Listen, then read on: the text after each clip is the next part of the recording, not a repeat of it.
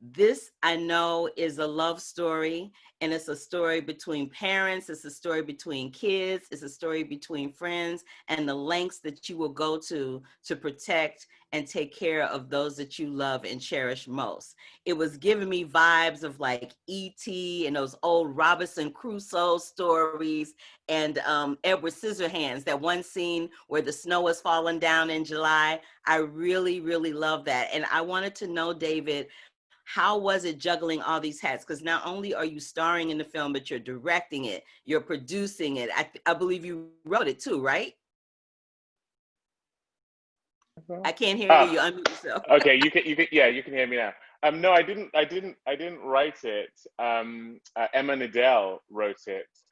It was a blacklist script that I happened upon in 2015. But yes, I did act in it. I produced it, and I ended up directing it, which was not the original intention, actually. The original reason I was drawn to it was exactly as you say. It's just a beautiful love story. I would go even further and say it's a beautiful sacrificial love story. It centers around Lonnie's character, who has a mother played by Rosario Dawson who's very ill, and this is a kid who is prepared to do anything, literally anything, to save his mother. And to me, that is the meaning of love. That is true love, being prepared to put yourself in harm's way for the people you love.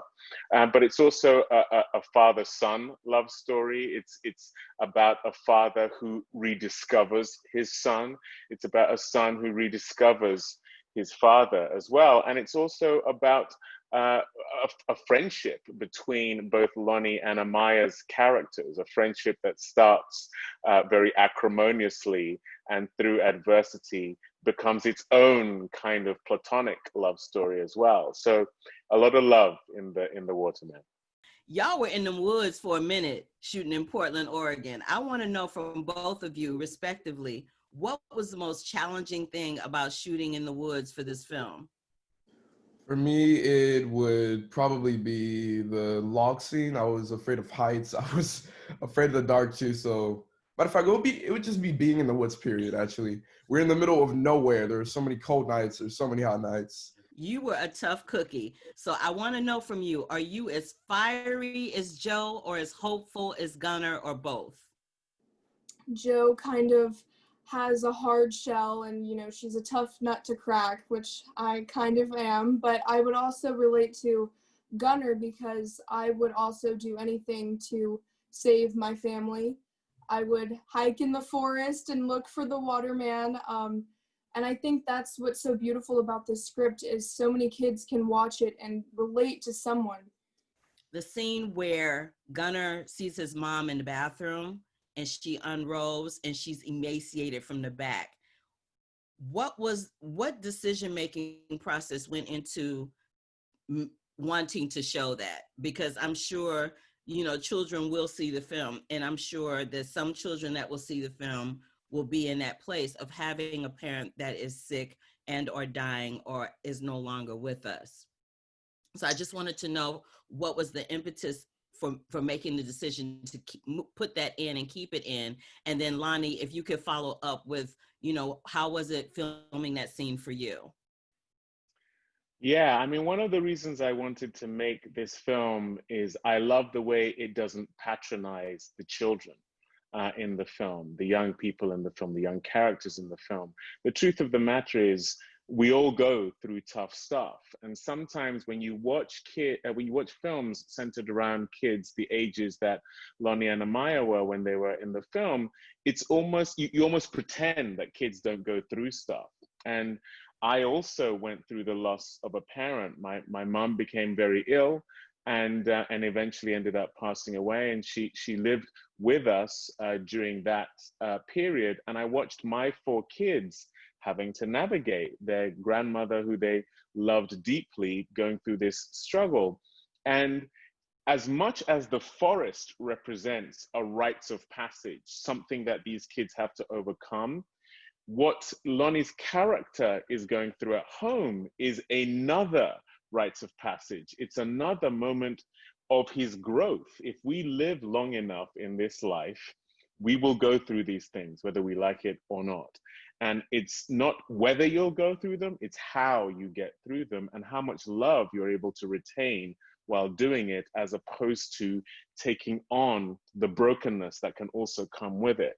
And so I'm always looking to equip my kids for the highs and lows that are coming ahead of them. And I think film is such an incredible means of doing that. You talked about some of those films, like E.T. was the first time I saw a single parent family on film when I was a kid myself. And that family was going through some tough stuff, but there was adventure and there was fun. And, you know, life is full of all these things. And I think now, in the wake of the pandemic, more so than ever before, everyone knows someone who's sick, knows someone who's struggling, knows someone who's going through really tough things, or at worst, people who have lost their lives. And so, you know, I just wanted to make something that had those entertainment qualities, but didn't patronize kids and was real and could engender a conversation to help families who are going through these tough times as well. I appreciate you for that, because it was very well done and I really incredibly enjoyed it. Thank you so very much. Lonnie, do you want to follow up with any thoughts after what David has expressed? It was, I had a tough time shooting the scene because I couldn't really relate to it as much. But after Mr. David told me a personal story about his mom and about his family, I felt like it inspired me to actually put some emotion into this. It inspired me to actually nail this. But shooting that scene, I definitely feel like a lot of people can relate to that because a lot of people are actually going through that. We're going to lighten it up a little bit because, honey, this has been a very deep and intense conversation. So we're going to lighten it up at the end. You know, I mean, the Waterman was everything. When I saw the Waterman, I was like, oh, I thought about Bigfoot. I thought about all these urban myths that, you know, have been talked about, the Slender Man, all these urban myths that have been talked about over the years. So I was like, ooh, what's the Waterman going to be? And I found out. And I was happily to enjoy and experience that. But in closing out, I wanted to know from you guys, what are you streaming right now? What is your happy place in streaming something at home while you're in quarantine? My quarantine show has been The Great British Bake Off, which is ironic because I have no idea how to bake. So I get confused and I don't really know what they're doing, but yeah, it's very lighthearted and kind of is refreshing, especially in times like these. But yeah, that's my quarantine show. Probably American Horror Story. Every 7 seasons of that show, I've been watching every season of that show, just keeping it on repeat. It's probably that and the Umbrella Academy. Okay, well, you better than me because I can't do horror. That is not my jam at all. What about you, David O? Yeah, I'm the same. I can't do horror. I'm just too scared. And no, a few shows. I loved Ozark on Netflix. That was a great show. Succession on HBO was great. I've been enjoying this show. I May Destroy You, as well, by Michaela Cole. So yeah, just some really great stuff on TV right now. Cool.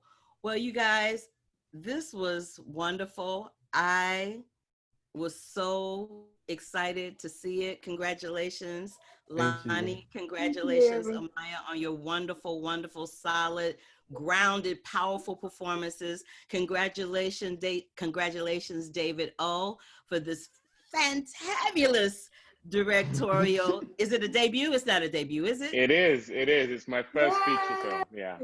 Well, congratulations on your directorial debut. You knocked it out of the park. I thank y'all for taking time to speak with me today. Congratulations all the way around. And I hope it does really well when it screams at TIFF later on this week.